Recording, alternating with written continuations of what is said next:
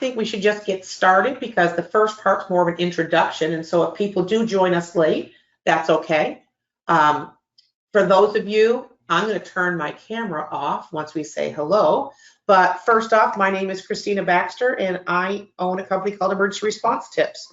Many of you know me or have been to a lot of my talks in the past, but one of my favorite instruments on the market today, and it's been on the market for years now, is the AP4C by ProEngine. And as we go through today, I think it will drive home to you why this is an instrument that I consider a frontline piece of kit and not something that a lot of people have relegated as a chemical warfare agent detector. But reality is, while it's a phenomenal chemical warfare agent detector, if I'm going to wait for chemical warfare agents, I'm hopefully going to be waiting my entire lifetime and never see them in the real world. So it's outside of a laboratory, obviously. But using it for toxic industrial chemicals is where I've gotten most of my use from the AP4C. So we wanted to talk about that a little bit today. I want to introduce to you, for those who haven't met him before, Dr. Scott Hartley, who is the CEO of ProEngine USA. And so Scott, if you want to introduce yourself. Sure. Thanks everyone for attending. I think one of the objectives of what we're trying to do, so I've been in this role for about 2.5 years now, and one of the things I realized was we didn't do a really good job of educating people in regards to what our instruments can do or what they can't do. I think sometimes detector companies are really great at telling you what they can do and very poor at telling you what they can't. I think it's important to have both that information because we want people to use the instrument wisely and when they're supposed to. And we also just feel that there's a need in the industry to continue to educate and train people on the art of the possible, what's out there, and just educate people on new ways of doing things that they've done in the past. So that's kind of what the purpose of a lot of these webinars are, is just to increase the knowledge in the field. Okay, I'm going to take our cameras off. Now, for all of you who are just hoping to hear only about the AP4C, I'm sorry, but that's not the way we do things. So because we need multiple different technologies to deal with any type of threat, we're going to be talking about several different things, but we are focusing on that first do in type of response today. Okay, so camera's going to go off, and then I'm going to start in with the presentation. So you'll see, similar to what we've done in the past, that we do an approach where we have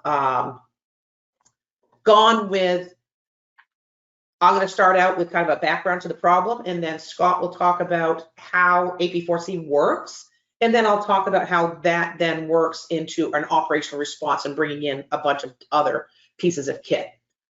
So first off, I wanted to kind of bring your attention to where all of this information is, because I actually just got 3 different emails this morning of, can I get access to this presentation afterwards? 2 were for people that were heading out on calls, and another, I don't know, but reality is yes, we are recording these presentations, and you can get access to them from ProEngine. So ProEngine has a YouTube site, and they will send you the link after this to where that will be stored. Obviously, it takes a couple of hours for us to render the video and cut out all that front stuff of just Scott and I sitting there twiddling our thumbs waiting for the time to arrive. But reality is, ProEngine has been working on a new website. And if you go to the proengine.com website, it's kind of got a lot of new information out there on how does the systems, all the systems they sell work, but it also has what's called the ProEngine Academy. That's still under development, but something that's coming soon. But that's going to be the one-stop shop for us on training materials, application notes, technical notes, and then all the past webinars. So you'll have access to all that information. So I just wanted that bring to your attention because we do talk about these application notes that go with each of these webinars. And while you have been getting them via email from ProEngine, the goal is over the next quarter that these things will be hanging on the website, and you'll be able to get there, register in, and get access to all the materials in one place.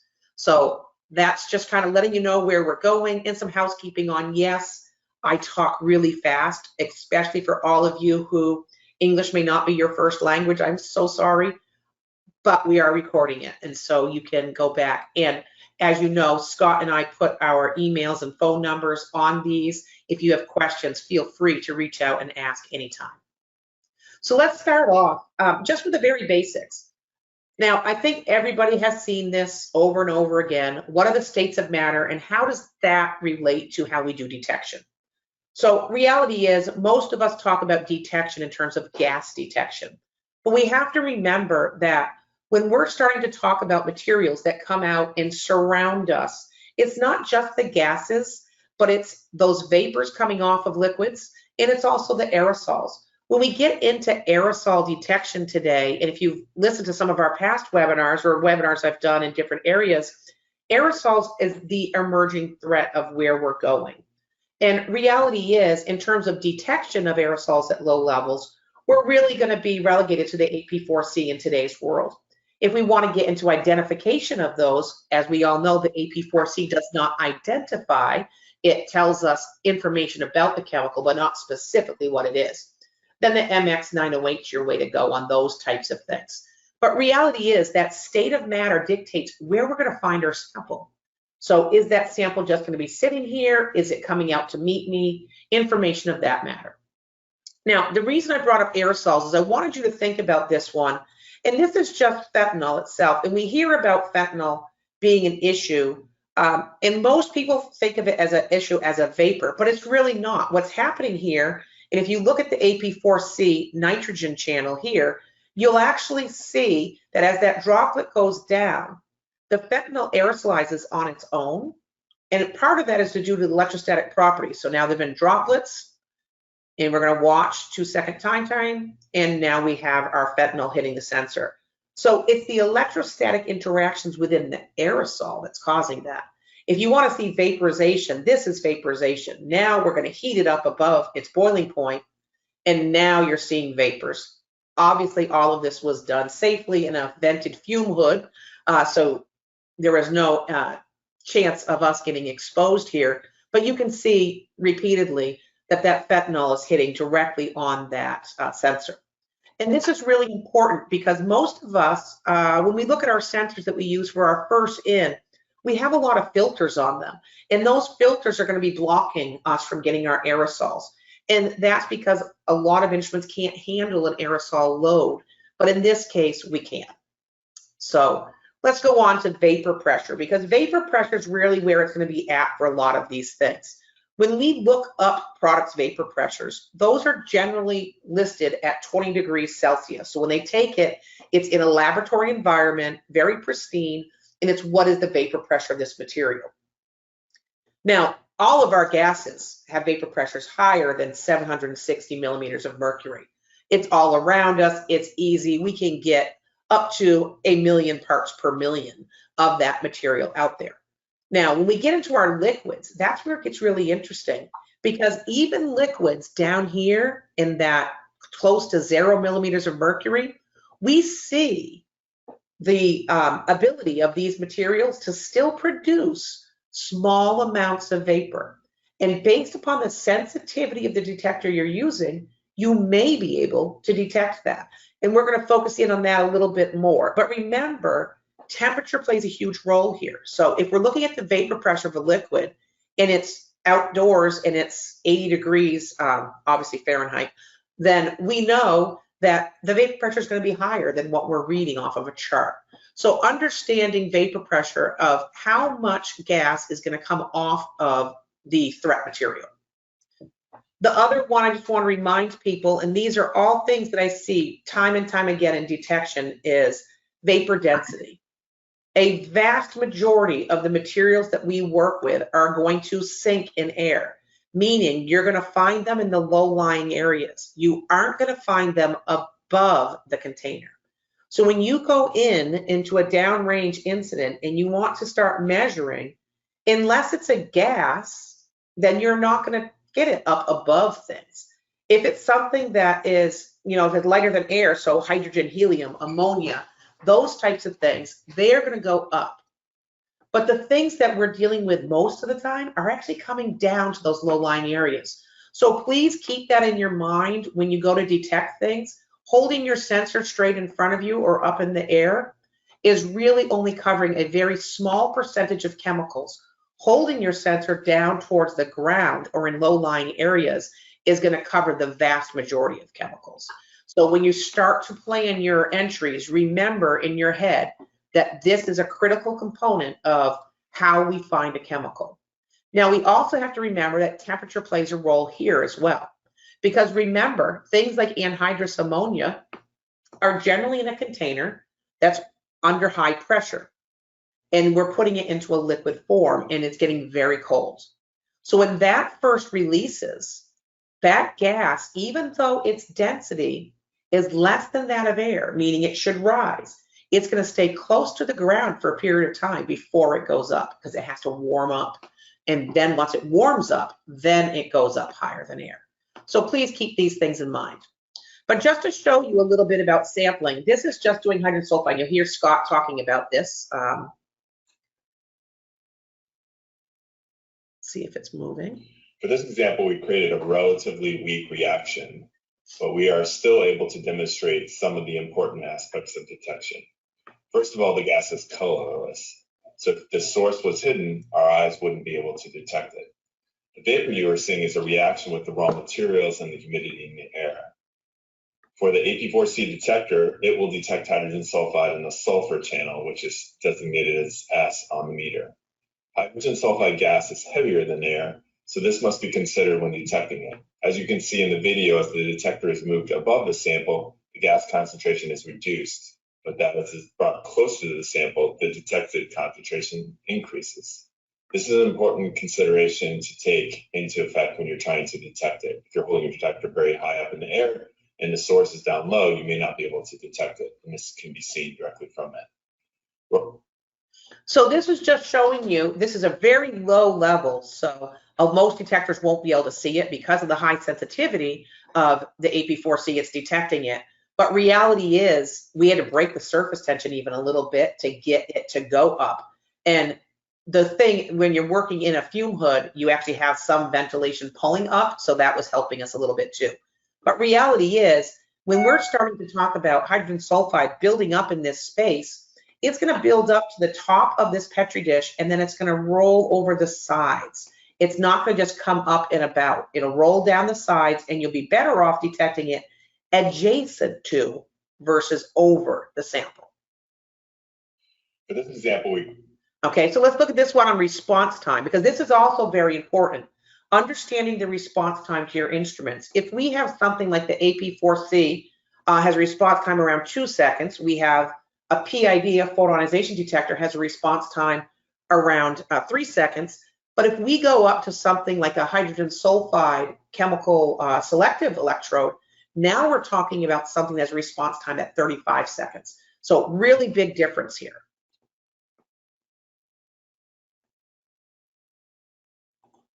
in this case, we're also using a 5-gas meter to be able to detect it. As you can see, again, we're demonstrating the fact that the material is heavier than air. So as you're detecting above it, you can't really see it. But when you put it directly into the source, since it's heavier than gas, it'll come out of the beaker and want to go down towards the ground to the surface of it to be able to do that. Now, we are operating here in a vent hood.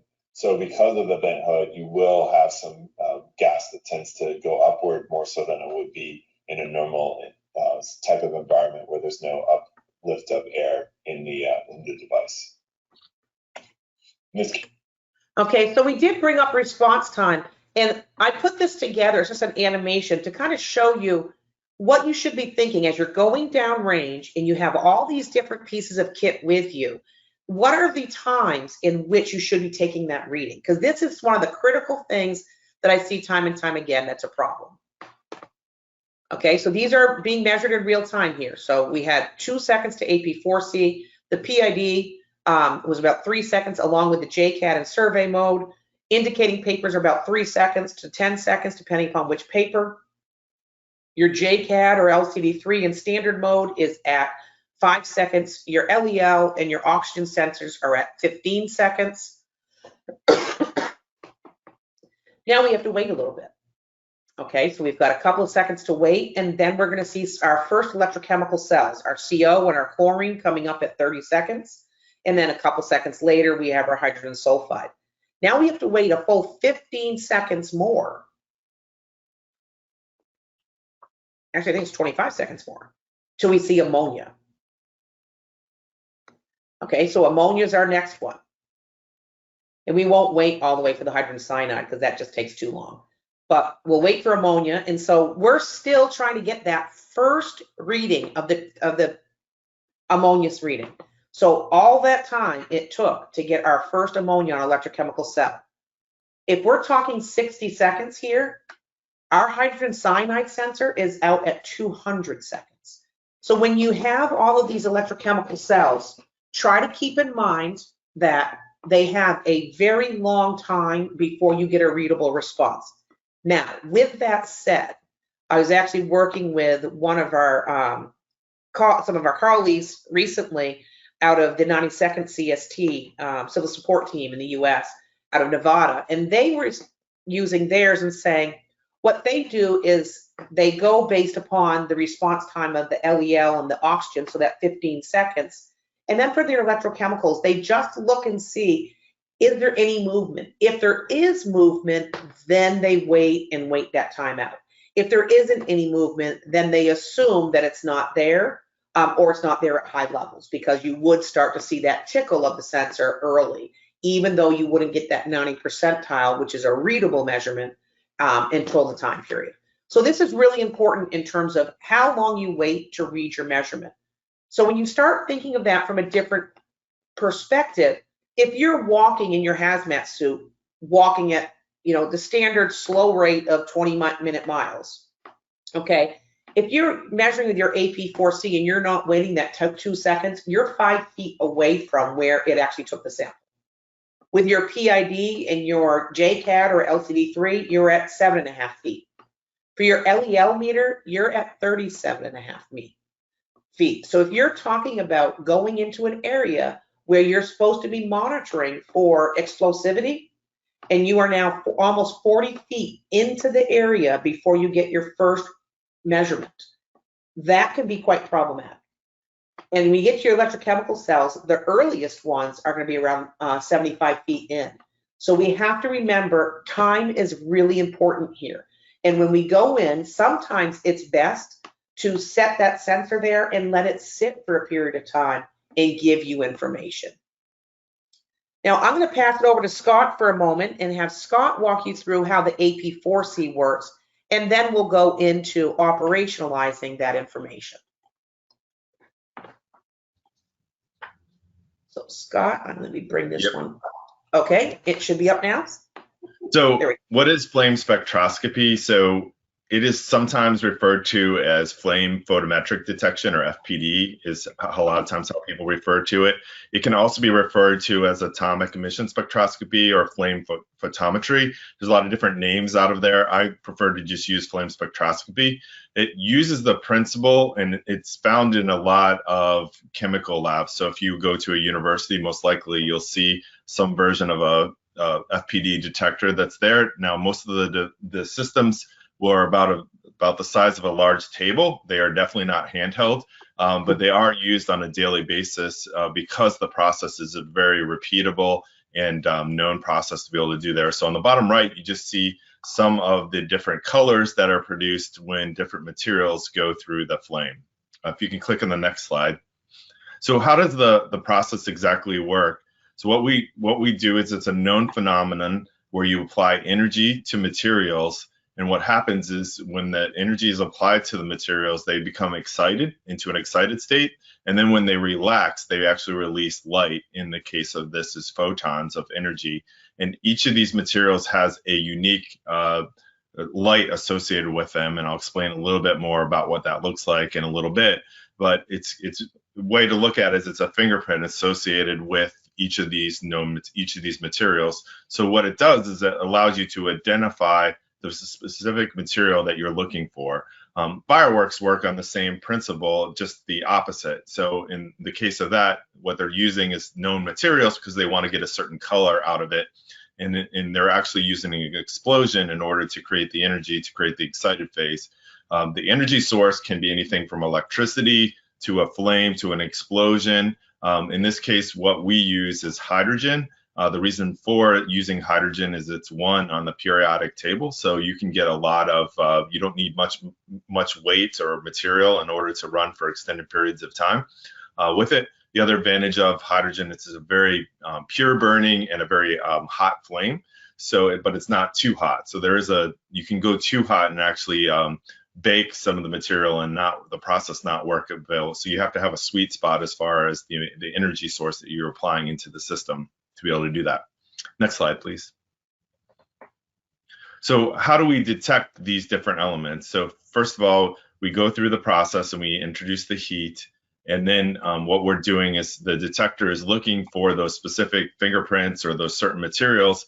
And then when we reach above the threshold that we're looking for, it starts to indicate what there. So how it's working is we have a series of processors inside that are collecting the spectral information, analyzing it, looking for those specific fingerprints associated with each of the materials of interest that we're interested in trying to detect, and then we output that.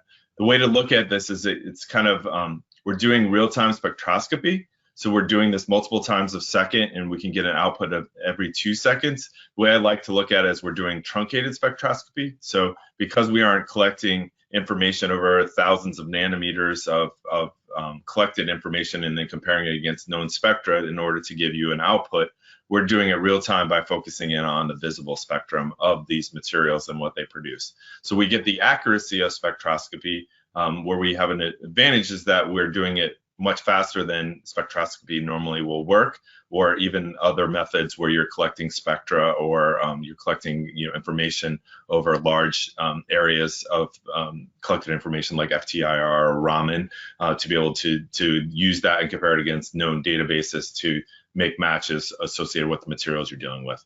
An additional benefit of the technology is so when we release light, we can actually collect the information on how much light is being produced, and therefore we can use that to identify concentration levels. So if there's atoms there, we see it. When they're at higher levels of concentration, there's more energy that's producing more light, so therefore we can quantify that. So it's both a qualitative and a quantitative method. So first allows us to look for that specific fingerprint, and then the amount of energy associated with that specific material allows the system, or how the systems work, allows them to collect that information and then quantify to larger amounts of information with there. So more material, more light, more concentration, less material, less light, lower concentration is the process of how it works. So it's a very repeatable process, and so we aren't subject to false positives or false negatives. What we can't do is identify the specific material. So we're looking for core materials, and I'll explain to you why that's important in the next slide. So how the system works, what we do is we have a small fan into the detector, so we're pulling air through the device, and then we introduce hydrogen, and so the hydrogen comes through, and we turn on a flame, and so that flame is in a burner, so it's intrinsically safe. So it's just isolated from the outside environment, so you can even be operating in a hydrocarbon environment and not have to worry about exploding it or anything like that. So the materials come through there, and then if they are the materials of interest, what happens is that light is produced, and then we're collecting the light and then analyzing that. So we get the benefit of using solid state electronics and the fact that they can collect this information and analyze it many times a second.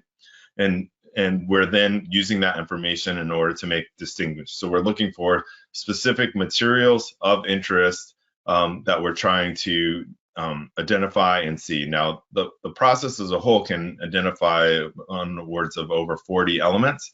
In this case, we're really focused in on 5 major channels of information. If we're doing biological detection, we'll add additional 3 channels of other materials that we're looking for, but the process itself is able to do multiple items simultaneously. So we're just sitting there looking for those materials to come through. The way I like to describe it is if the atoms are there and they're at a high enough concentration, then we will trigger and we will see them. And so it's a very known and repeatable process in that regards. Next slide. So as far as the output on the device, what we're doing is we're looking for 5 channels of information. So phosphorus, hydrogen, nitrogen bonds, hydrocarbons, so we're letting you know that you're involved in a high hydrocarbon environment, arsenic, and sulfur. So those 4 channels, and I'll talk to you about this on the next slide, is what exactly they're correlated. The reason why we chose those materials were there. What we're doing is we set the minimal, each channel has a unique trigger associated with it. And that trigger was set based upon chemical warfare agents, which are always the more harmful materials that we tend to see, the ones that can affect the human body the most, and the quickest at the lowest concentration. And then what we do is we get as much range that we can outside of that system. So you can actually have too much light. So the way that I like to describe it is if you're outside and you have a big spotlight on you in the middle of the night, and you're pretty much blinded, you can see the light, but if someone held a flashlight next to it, you wouldn't be able to see that flashlight because your eyes are inundated with light and they can't see any more light. The same process is with it. There eventually becomes too much light that we can't identify additional atoms that are there or additional intensity of light that's present. In that case, what we do is we start to blink, just letting you know we're reaching an overmatched, not overmatched, but an over level thing, so we can't identify additional amounts. When it comes back into range, it'll just go back into that process. So you don't have to worry about like blowing up your instrument or anything like that. You're able to be able to do that. Next slide, please. So what we're looking for really are these 4 core materials, and these materials were chosen. Our pedigree was originally in chemical warfare agents, and then we've morphed into both chemical and first responder type applications in the fact that a lot of these same materials, a lot of your chemical warfare agents, so you take in the left-hand side your organophosphates, which are your nerve agents. These are just modified versions of pesticides and insecticides that are designed to work better against the human body, right? They're engineered to work better against humans than insects. And so the same principles apply for those, and those can be harmful for us as humans if we aren't paying attention. So, or harmful for the environment to be able to do that. So those same principles apply. So in the case of the phosphorus, we're looking for organophosphate-based materials for those. So those are your nerve agents. Continuing over, you have hydrogen-nitrogen bonds. We say hydrogen, nitrogen, oxygen because technically hydrogen nitrogen does not like to exist by itself in free air. So to be a good chemist, you have to say HNO, but for a detection standpoint, you do not have to have the oxygen present to be able to do that. In all practical purposes, because we're using the hydrogen up in the flame, we're really just looking for the nitrogen bond, but we're looking for these hydrogen nitrogen bonds. They're in a number of different types of materials. So your hydrogen cyanide, your nitrogen mustard, ammonium. A lot of your opioids, all of your opioids and a lot of your pharmaceutical-based agents also have hydrogen-nitrogen bonds in them. And so they are detectable in the detector, as Christine showed you, the fentanyl and any versions of opioids, they all have the HN in them. And so they are detectable with the system. Continuing on arsenic. So arsenic is found in arsenine or lewisite. There are some vomiting agents that have it in there, blood agents and some blister agents. And of the channels, whenever I say, if you see arsenic, that's the one you need to be worried about the quickest, because usually anything that has arsenic on it is not good for you to be around. There can always be things on those other channels that may not be bad, but in general, the arsenic is pretty much always bad. And then the sulfur channel, so that is your mustard gas. There's a number of binary agents, your hydrogen sulfides, to be able to do that. So they're primarily your blister agents, but they are found in a lot of acids and a lot of other toxic industrial materials, as we'll talk a little bit further later. Next slide. So just to kind of highlight on the specifics of what the AP4C can do, we sample we're telling you the output of what went through the detector every 2 seconds. So we're sampling multiple times a second. So we get actually a pretty good clear out of the system. So as those materials go away, it clears out of the system fairly quickly to be able to do there. So we're able to detect as low as 2 parts per billion, which is pretty dang good. It's my understanding out there. It's not easy to get down to those ranges. So in the case of the organophosphates in particular, your phosphorus, where you're dealing with some pretty nasty materials that are out there in the form of 4th generation agents, you want to get down to those really, really low concentrations, and we can do that. These devices are ruggedized and militarized. So really what we've done is taken a machine that is in a chemistry lab and we made it robust and handheld. So something that will fit larger than a table, we can bring down and hold in your hands. And that's kind of the science of what we've been able to do. We didn't invent the technology. It's been around since the days of astronomers and Galileo. So we did not create it. We've just refined it and brought it into the, a military type environment and a first responder environment that abuses materials with there. Just the other thing is that we don't have any libraries. So there's no upgrades or other things like that. We're continuously looking for those materials to be able to do that. And we can do all those materials simultaneously. So they aren't restricted to one at a time. You can have multiple things. There's scenarios where you can have multiple channels triggered because those materials are in the materials, or you could have two different materials at the same time, and we can detect those. And we do work with gas and aerosols. And then if there's off-gassing of liquid, we can see it. And then we also have devices in the case of a non-off-gassing liquid or in a solid, you can heat it and introduce that into the device, so we can handle all forms of matter to be able to do it as well. And that's it.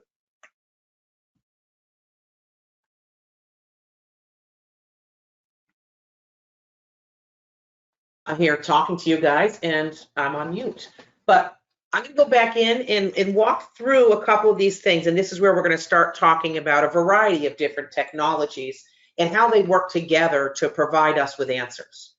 So in this case, just kind of a review of what Scott said. The AP4C itself in vapor mode, okay, so and I'm going to show you the differences between these. That's going to detect gases and aerosols that have phosphorus, sulfur, arsenic, and nitrogen. And for those gases, if we know the identity of the gas, then we can actually tell you exactly how much is there based upon the response, because the instrument is very specific calibration. Now, it can also detect vapors from vapor-forming liquids. How do we know if a liquid will provide us with enough vapor to be able to detect?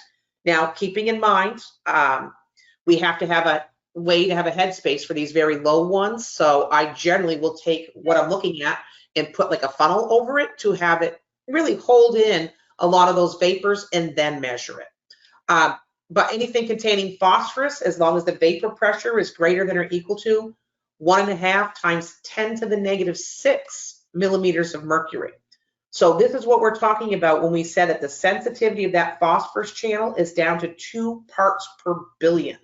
And this is really important when you have something like a Novichok or an A-series agent, which has a really low vapor pressure, but which we have been able to see, obviously, in the laboratory, that we can actually measure an A-series agent, even though it's an oily liquid that likes to stay where it is in vapor mode, because we can get down to those low levels and the headspace.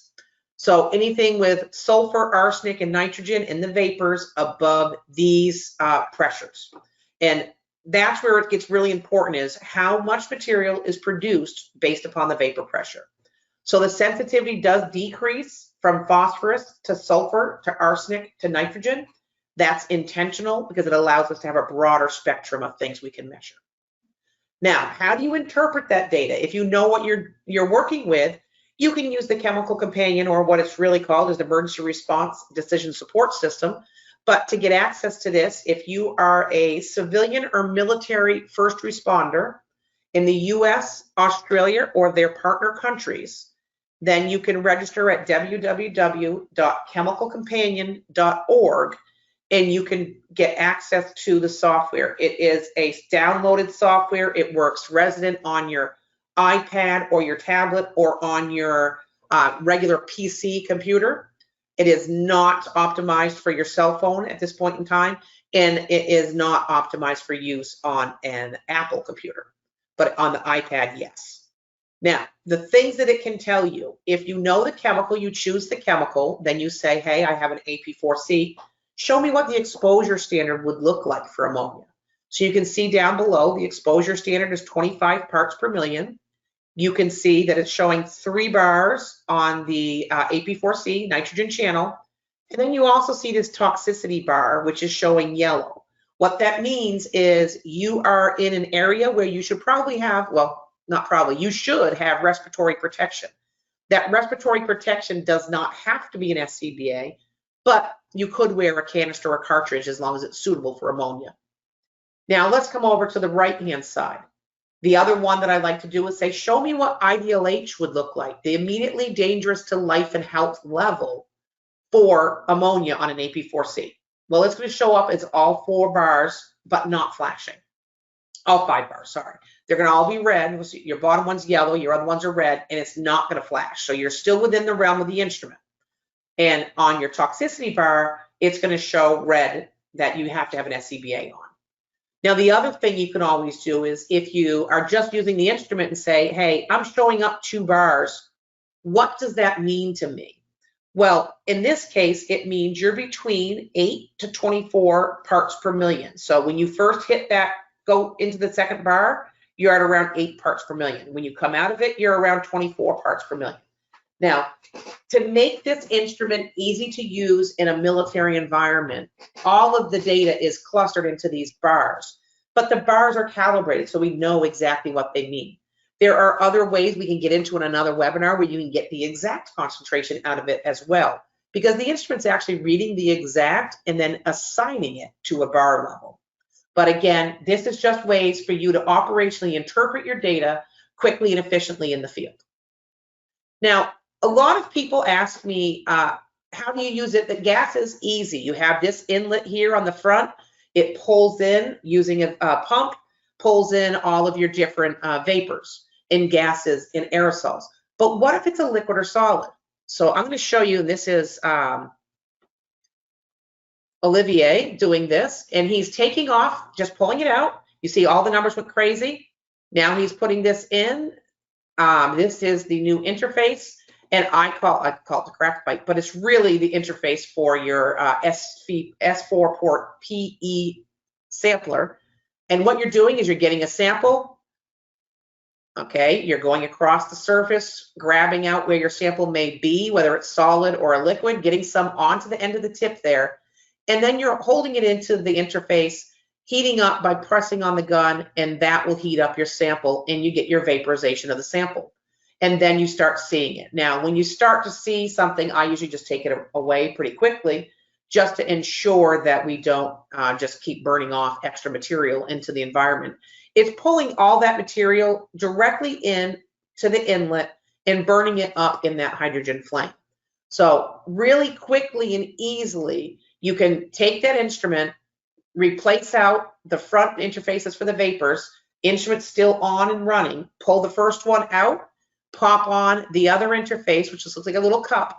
And that one thing that I do see sometimes is if you don't have the cup pushed in all the way, you'll see the top level, the top bar lit across all 4 channels. And it'll just be that top 4 bars. And that just means that you don't have that pushed all the way in. So press in on that, and then you'll see that that goes away. You put your inlet cover on for your sampler, and then you just take your sample, put it over this, squeeze, heat up the temperature, and that pulls it off. So it's really a handheld thermal desorption interface. Now, what does it tell you? So when we go in, if we weren't able to see something before, but now we know that we have a very low or no to no vapor pressure on that liquid or solid. So what we're going to do is increase the temperature on them up to about 160 degrees Celsius or 320 degrees Fahrenheit. And what that does for us is it brings that vapor pressure up from a lot of those different chemicals that we couldn't see before. So what we're now looking at is, at this temperature, is their vapor pressure high enough that we're now able to see things. So we're vaporizing some we're just increasing their vapor pressure and getting some of the material off. And it's really about making sure that we heat it to a point. Now, the SV4PE temperature of 160 was chosen specifically because things like sarin, VX, or some of the A-series agents, when you start looking at the temperatures at which we can start to see increased volatility, it fits right on in through there, so you're able to see them all. Now, how do we take this information and put it with our other information that we have on scene? So when we're investigating a toxic industrial chemical release, the first thing we pretty much do for all releases is rule out that there's any radiation hazards, right? You would be surprised the places that we find radiation hazards. Just in the last year, several times in different clandestine laboratories that weren't for drugs. Why they had radiation, nobody knows, but they did. Then we're going to measure for flammability, make sure that we don't become part of the problem. Measure for oxygen concentration to make sure all of our sensors are working properly, and that if we're not on SCBA, to know that we have to switch to it. So we're in an oxygen deficient environment. Monitor for corrosivity. What are we seeing? Is it something that goes airborne that is allowing us to see whether it's an acid or a base?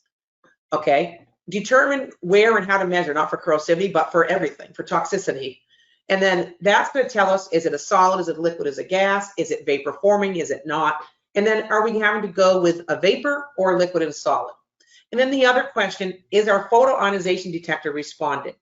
Now, I'm a firm believer of bringing a PID in on all of our calls because it does give us a lot of information. As you'll see, when we went through the list of high-end chemicals of threat that are either produced in high amounts, transported in high amounts, used in industry highly, all of those different materials that also have a high toxicity to make it threatening to the individual. Reality is we can use the AP4C to pull apart more of those than our PID is going to, and we'll get into why. So when I look at those different things, when I say radioactive, the information that it tells me is yes or no, is it a radioactive material? Okay, and this is important because a lot of times we're looking at these things and saying that what is the information it's providing, and we're not thinking that through. So flammability, when we're measuring that, at the concentration that is available, is it a flammable environment? Okay, that can change, that it could be non-flammable at one area, but as you go in further, it's a very flammable environment. And remember, these are all continuous monitoring. When we do corrosivity, we have to remember that we're just using something simple like pH paper, but we have to use it in multiple ways. So first, we wet our pH paper. We hold it above the liquid or in air and say, is it changing? Is the atmosphere around us, or is the vapor coming off of a liquid corrosive? Now, that tells us that we do or don't have a corrosive vapor-forming liquid or a corrosive gas. So that tells us a lot of information there. Now, when we go take that wet pH paper and drop it directly into the liquid, that tells us about that liquid itself. Is the liquid itself corrosive? When we go into dry pH paper, which I like to take in as well, so it tells us right away if it's yes, we have a corrosive liquid that has a lot of water in it, meaning it's in a solution. If we get no detection now, but we did get it when it was wet, then we have a highly concentrated corrosive liquid. This happens a lot with something like sodium hydroxide. If you get a highly concentrated sodium hydroxide, it may not change color in the pH paper because there's not enough water to react. You have to have water on pH paper for it to work. So it's either it's not a corrosive liquid or it's a highly concentrated corrosive liquid. So using wet and dry can help us look at whether it's a solution of a corrosive liquid or a highly concentrated form of that corrosive liquid. Now, M8 paper, a lot of us don't use it, but we all have it sitting there. So the question is, what does it really tell us? Now, on a standard traditional call, is it telling us whether we have nerve agent or we have a blood agent, blister agent, those types of things? Well, probably not, let's hope, because we don't see those in our regular calls. But what it does tell us is if the material soaks into the paper, then it's an organic material. If it beads up on the paper, then it's water-based material. So we end up having a quasi-water-finding paper just by using up our old M8 paper. So it gives us some information. And then the other thing you can see is for the materials that do absorb into it, the color changes. If you keep a table of known cross sensitivities to toxic industrial chemicals, then you can start figuring out quickly what you might have on scene. Now, when we add in our AP4C and our PID, our electronic tools that we use for that first in, the AP4C in vapor mode tells us about gases, aerosols, or vapors. In the liquid or solid mode, it tells us a little bit more about the liquid or solid's boiling point and its vapor pressure. So we start adding that together. And then with our PID, it tells us yes or no on the ionization energy being less than the ionization potential of the lamp. And what does this mean here? Most of us use a PID in operations that is a 10.6 electron volt PID lamp. For us to see a chemical in there, its ionization energy must be below 10.6. So when we start looking at a chemical in a chart and we see all these ionization energies, if it's less than 10.6, we should see it just fine. And remember, this is for gases, so we're having to deal with things. Now, vapor coming off of gases, fair game as well. So let's look at a couple of different examples. So this one here, and now the examples I'm using, I'm just showing you that these things are hazmats that are happening every day. This happened just 2 days ago. There was a leaking package, I think it's in Illinois, where a fire department hazardous materials response team was called in because the person delivering the package got the chemicals on their hand. Now, I'm going to use 2 example chemicals that were not part of this incident, but just showing you that these things are happening as we speak. So reality is example liquid number 1. If we had gone through and said radioactivity was no, flammability was flickering at 1%, corrosivity with wet pH paper above liquid was yes, and it was turning color for a pH 14, so a nice vibrant blue. Corrosivity and wet pH in the liquid also was a pH 14. And corrosivity, dry pH in the liquid was also yes, pH 14. So M8 paper was yes, the material went in and it turned yellow. Then the AP4C was positive in the nitrogen channel, but it was flashing, meaning it was over its level. And the PID was hitting 140 parts per million. When we look at that, we're looking at all of this and we know right away we're not dealing with a radioactive material.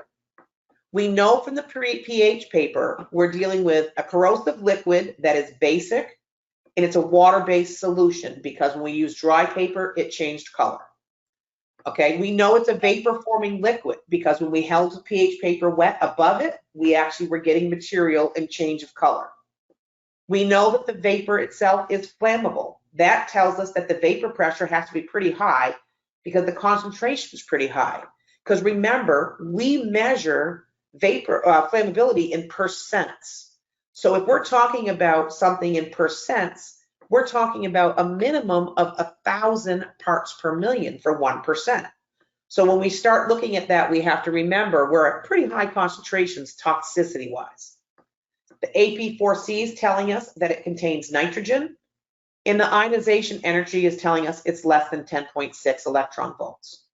So pretty quickly, we're able to rule out most everything else and come up with, hey, it's an ammonia solution, and that vapor concentration is probably around 1,500 parts per million. How do we determine that? We determine that by looking at the flammability here and at the PID concentration and looking at its cross calibration factors. But let's look at something a little bit more difficult. So in this case, we're going to look at a liquid, again, that has no radioactivity, but it has a flammability showing up. It's just flickering at that 0.1%, the lowest level we can read with our LEL sensors. Our corrosivity with wet pH paper above liquid is showing nothing. Our corrosivity with wet pH in the liquid is nothing. So we're at 7. Our corrosivity with dry pH in the liquid is still at 7. The M8 paper, no, but the liquid absorbed in. We didn't see any color change. The AP4C, we're hitting nitrogen channel with 3 bars really close to the liquid. And then the PID's showing nothing. So that tells us right away that in this case, we have a liquid that's not corrosive and it's an organic-based solution because it went into the M8 paper. The vapor forming, it's a flammable liquid because we got flammability coming up. Okay, vapor pressure has got to be pretty high to get us up to that 0.1%, right? And it contains nitrogen, but it's heavier than air. So the vapor density is greater than 1. Now, our ionization energy is going to be greater than 10.6 because we're not seeing it on the PID. When we take all of those things together and look at our highest threat materials, we could figure out pretty quickly that it could be acrylonitrile at 30 parts per million or acetone cyanohydrin with 22.5 parts per million. Now, this, you're probably thinking, well, wait a minute, where did you even come up with the list? So how did I do that? Well, first I took the list, and for this one, I used the list from NATO's International Task Force 25. And what they have is the top 98 gas phase or chemicals that have a gas constituent to them that are actually going to be toxic. And so what we're looking for here are going to be high hazard chemicals. So I took that 98 chemical list and said, these are the ones that are most likely to be toxic. And I cut those down to just the ones that were containing nitrogen. Because when I went through that list, I found that 56% of the materials on the list, I could start to pull apart using an AP4C. I then went to ionization potential because there were 38% of the chemicals in that list that had ionization potentials that were less than the 10.6 so that I could start to detect. But I first went and said from 98, let's get it down to just those that contain nitrogen. So we're down to 1, 2, 3, 4, 5, 6, 7, 8, 9, 10, 11, 12 chemicals that had nitrogen that were in the list. Then we come to ionization potential and say, which one of those have an ionization potential greater than 10.6? Because we weren't seeing it on the PID. So now we can rule in that it could be one of these 5 chemicals: acetone cyanohydrin, acrylonitrile, cyanogen, hydrogen cyanide, or fuming nitric acid. Now I go to my pH paper and I said, I know I had a vapor forming liquid. So it could be acetone cyanohydrin, acrylonitrile, or nitric acid. I'm taking those gases out. And the vapors are neutral. I can rule out nitric acid. So I'm now left with acetone cyanohydrin and acrylonitrile. If I look at what their concentration would be at 0.1%, I look at their LEL and then calculate out what 0.1% of the LEL would be, which would be 22.5 parts per million here, or acrylonitrile, where I look at its LEL and say what's 0.1% of its LEL, 30 parts per million. And then I have to also take into account their vapor pressures. And what I'm doing here is saying for acetone, the vapor pressure is 0.76 millimeters of mercury for the acetone cyanohydrin. That tells me that the maximum headspace it can create is 1,000 parts per million. Acrylonitrile has a vapor pressure much higher. It can actually get a maximum headspace of 143,000 parts per million. So now the only way I can come between these two materials is to create a headspace. And like I told you before, I like to do that just by putting a funnel over the material so that the material is kind of forced into any vapors coming up into a small column. And what I do is find out if my LEL in that tight space goes above 4.4%. And if it does, then I know it can't be acetone cyanohydrin because 4.4% would represent its 1,000 parts per million maximum headspace. So once it goes above that, then you know it's acrylonitrile. If it doesn't go above 4.4%, then you don't know which one is which, and you'd have to start looking at tubes and things to pull them apart. Again, your threat may be very similar, so it's really about figuring out which one. By looking at just those pieces of information we had from our first entry pieces of instrumentation. So this is something that your hazmat planning person is working with, saying, as you're calling out what information you're getting from an instrument, hey, we're seeing this on the nitrogen channel. We're seeing nothing on the PID. We're looking at our pH paper and we know that it's a vapor forming liquid, but that the vapors are neutral because we have a flammable concentration, but we're not seeing anything on the pH paper. And just start ruling things out that way. Now, another interesting call, now, and I put this one in as LAFD hazmat squad, just because this happened in July for them. But the call that I'm going to talk about is actually a different call that happened last year, but the same type of thing. They were called, it was another California team, called to a recycling center. And they called us because their AP4C was giving them signals on sulfur and arsenic. And they could not figure out from all the chemicals there, what could have caused this? So what we did is made a list of all the types of materials that were in that recycling facility. Okay, there was everything from keys to pots and pans to appliances. It was all this recycled material. But how many of those actually contain something that we would consider a hazardous material that would come out to potentially meet us? So we know cars, planes, trains, boats, home appliances, paint cans, electronics, and batteries were the ones that jumped out as, hey, let's look at those. So we pulled those apart and then said, which one of those would likely contain a sulfur source? So you'll see here that I have batteries and they're bolded, and that's because it's the batteries within the cars, planes, trains, and boats that was actually causing sulfur for them as well. So those batteries have sulfuric acid in many cases. And so we knew that we had a sulfur source readily available. Now, when we started looking at the arsenic sources, that became a little bit more interesting. We knew that depending upon the age of the circuit boards in cars, planes, trains, home appliances, as well as any of the electronics, that they would actually have arsenic-coated circuit boards. And so electronics is highlighted here because it's electronics in each of these that we're looking for.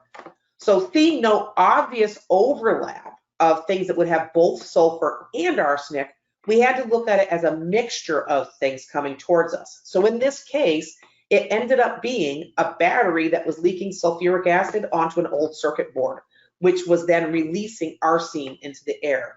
And that was what they were getting those levels from. The levels were very low, but you were still able to detect it with the AP4C. So in the end, they used the AP4C to try to find it. They used pH paper to find out which battery was leaking, and they were able to isolate the systems and get the issues to go away.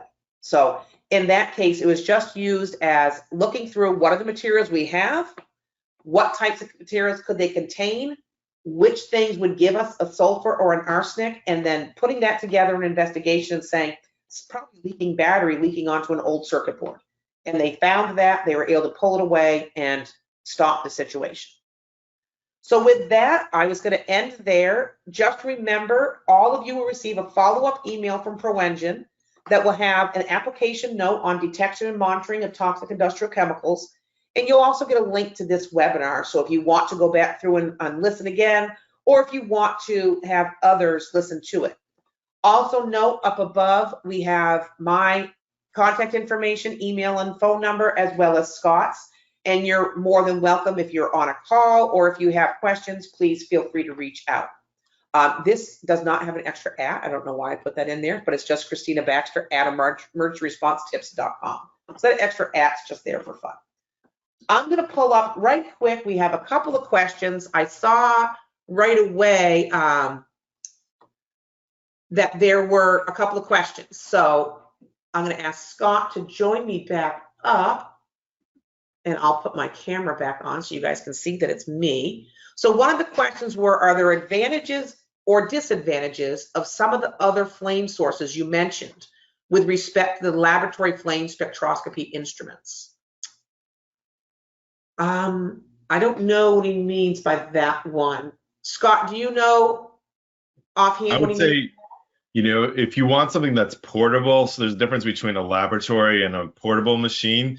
So the reason why we're using the hydrogen is because it makes it very easy to be portable. So, I mean, 2 grams of hydrogen will allow the detector to run for 12 hours. There's no way that you're going to get a battery source that provides you an arc to be able to do that. And then your explosive option is not really something that's that you really want to replicate on an easy basis. So, I mean, you could use other gases to produce the the heat, the flame, We are using hydrogen because it's one on the periodic table, so it's super light, but also has a very good consistent flame if you control it. So you could use other gases. It just probably wouldn't work quite as well, and they would, be either more costly or also, require more weight and more transportation associated with them. So it's more related to the portableness of the material and the detector, making sure that it's, a lightweight detector is more the driver on it than anything else. At the end of the day, it's still, all those options would produce the excited state on the materials. You do have to worry about, you can actually burn the materials or carbonize them. So there is a sweet spot. So you can't be too hot or too cold temperature wise. So it has to be it's kind of like the porridge, it has to be in a just right range in order for it to work. Okay, there's another question here from Sherman. So it's, would like to clarify about the HNO channel. Does it detect volatile end compounds or specifically the HNO complex and NOx? And the answer is, yeah, it does detect. So it's a nitrogen channel, but we have to say, to be scientifically correct, that it's HNO. So those materials that have the nitrogen in there is what we're detecting. But when you actually detect it, it's actually seen as HNO. So that's why it says HNO. But yes, it's volatile nitrogen-based compounds, which generally have the NH. And as it's burnt in the air, it takes on that oxygen as well, as you break it down. And then Sherman had another question, is how are we measuring the flammability? In this case, we're using our LEL sensor on our 4-gas. So when we measure flammability of something, pretty much every call, hopefully you are bringing in your 4-gas monitor, which does monitor for your oxygen concentration, your lower explosivity or lower flammability limit, depending upon what you call it, where you live, and your CO, carbon monoxide, and your H2S, hydrogen sulfide concentration. Those things are really important for us from a confined space aspect, as well as what should we wear for protection. Here's a good loaded question from Keen Desmond. Any update on the chlorine channel?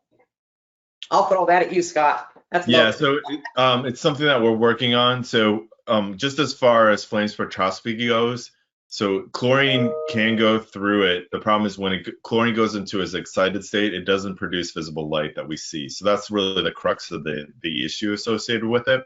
Now, we are actively working on in our R&D lab.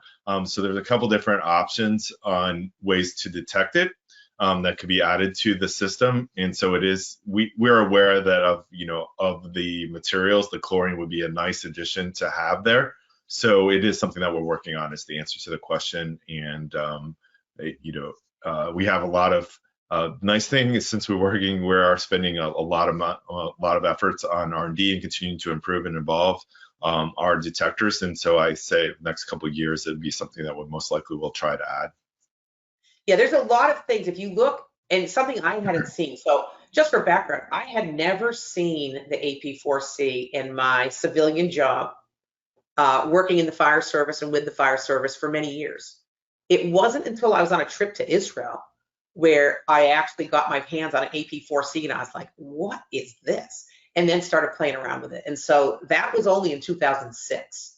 So when you start looking at that, started playing around with the instrument then and started finding all these different nuggets going, well, wait a minute. Why are you only using it for that? Because doesn't it measure these other materials? We started playing around. We're like, oh yeah, it definitely does. So then we started playing around more and more and that's how we first came into contact with the folks from ProEngine, because it was over actually in Sweden at the international conference. One more question, actually 2 more questions we have.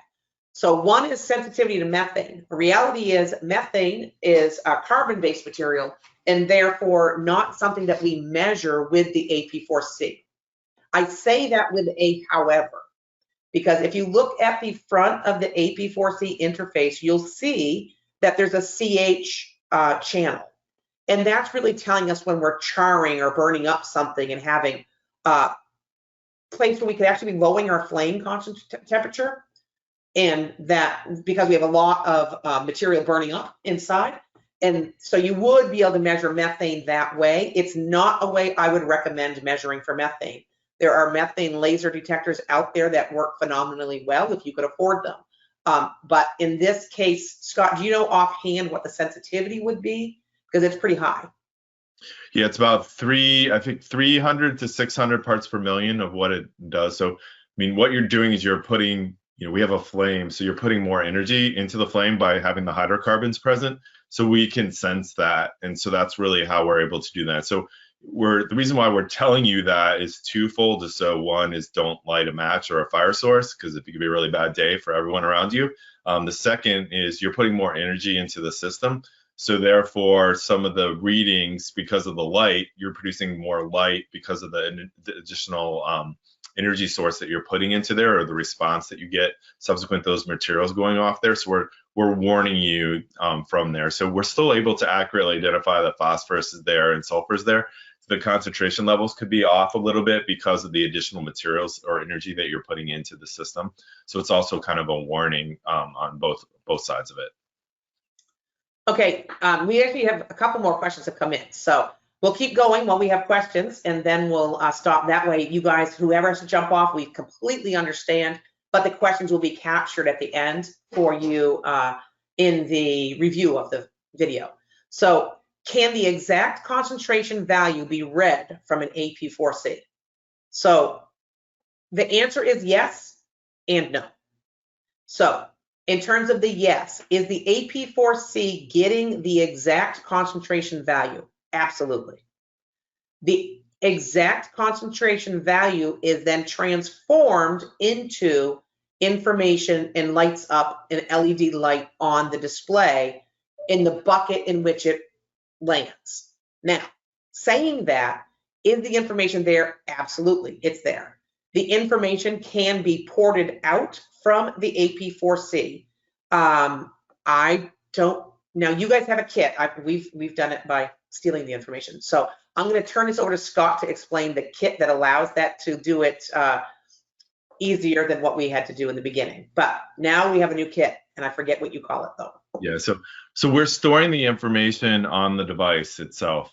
So there is a port that's on the detector that you can actually plug into a cable and download the data onto there. So what we're doing is a timestamp and then the information for each of the channels, and that can be brought in, to an Excel file delineated by comma or something like that into the system. So you can actually see it, and it'll have each of the channels and the readings as far as the parts per million and other things like that. So we do have systems that send the information wirelessly. So in theory, you could have up to 8 detectors put around a perimeter, and they can all be sent to a laptop inside a control center, so you can monitor all those things simultaneously with that. Or you can also use a training tool where you're sending information. You don't have to have an exposure. You can send like 2 bars to one detector and 3 bars on the H&O channel if you wanted, for training purposes as well. So that device is called the SIM Toolkit. We are doing some additional work. So this is some more R&D that we're doing, where we're going to add in multiple wireless options. So right now we're just using a single ham radio frequency for that. And then what we'll be able to do is eventually send the actual part per million information for the device into the thing. So that would be sending and updating it on every couple second basis into the device. So the strong answer is the information is being stored, and it's on the device. So that's the big takeaway. You can take it out of the device if you need to. I think it stores up somewhere like 480 hours worth of information, and it starts to write over it. So there's a pretty lengthy data source that is present there. Okay, next question is, and you should see I changed the slide in the background intentionally. Do you have info on the S4PE, like the heating curve? I personally do not. I only know that it is a 10-second ramp from instrument being inserted and having the instrument pulled to 160 degrees C. Scott, I don't know if you guys have info on the exact ramp speed Yeah, we do. So it's a function of the voltage. So you are a battery, and the voltage can vary in the battery a little bit. The second thing is just from a thermodynamic standpoint, your ambient environment that you're operating in and the temperature of the device by itself before you're using it. So for example, if it was, in the kit and it's really cold outside and you pull it out and you use it, that ramp's going to look a little bit different from the standpoint. So it's something, yes, we do know it under certain conditions, but because of the couple of variables there, it's not something that is like repeatable every single time it follows this exact curve, if that makes sense. Okay, and we have one more from Henry. And how do you measure sensitivity as a function of vapor pressure? Okay, so that, oh, and then I just saw another one from Gerald. Okay, great. So let me stick with that, where we were for just a minute. Okay.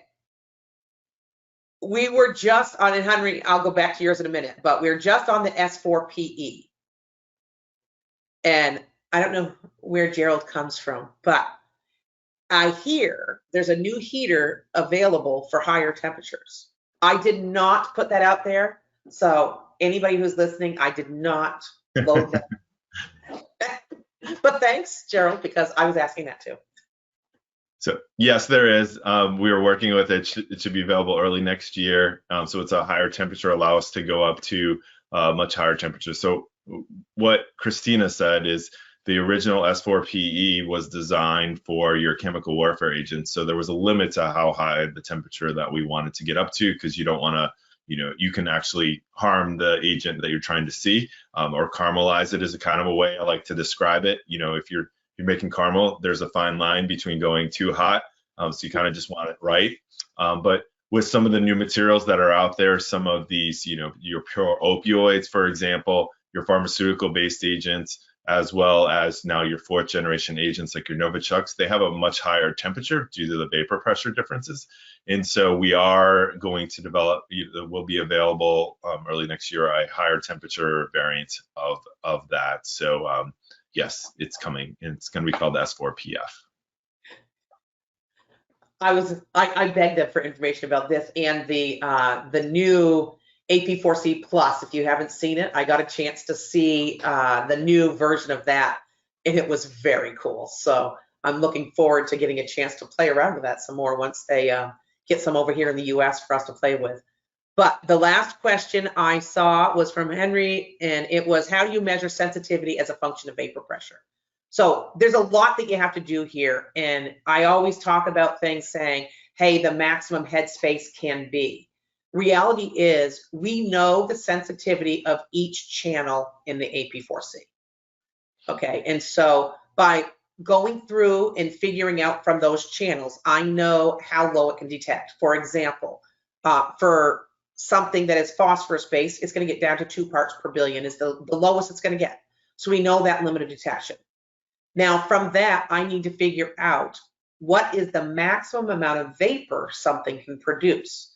And so if I'm doing that in millimeters of mercury, there's a calculation that I can use that allows me to figure out what is the maximum headspace I can get if I'm doing everything correctly at room temperature.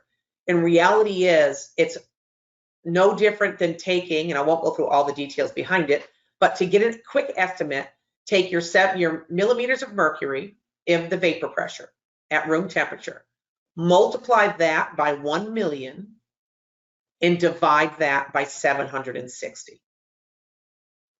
That will tell you quick estimate of the maximum amount of vapor pressure available. And so for something like TATP is an explosive material that you wouldn't expect to measure with a photonization detector.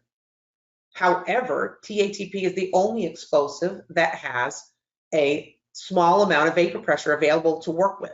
And with that vapor pressure, you can figure out that a PID and the PIDs I used in these examples, just for reference, was the PID 3000 parts per million from Honeywell Ray Systems. So when you look at those numbers, that's where it came from. But in this case, TATP would produce 69 parts per million as the maximum vapor pressure or maximum amount of headspace that you'd be able to measure. And so when I start looking at those numbers, I can figure out what's the max. And that tells me operationally a lot of information. So I can start ruling out certain chemicals. So hopefully everybody enjoyed the questions and the times.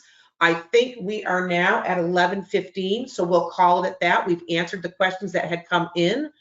If you have more questions, please feel free.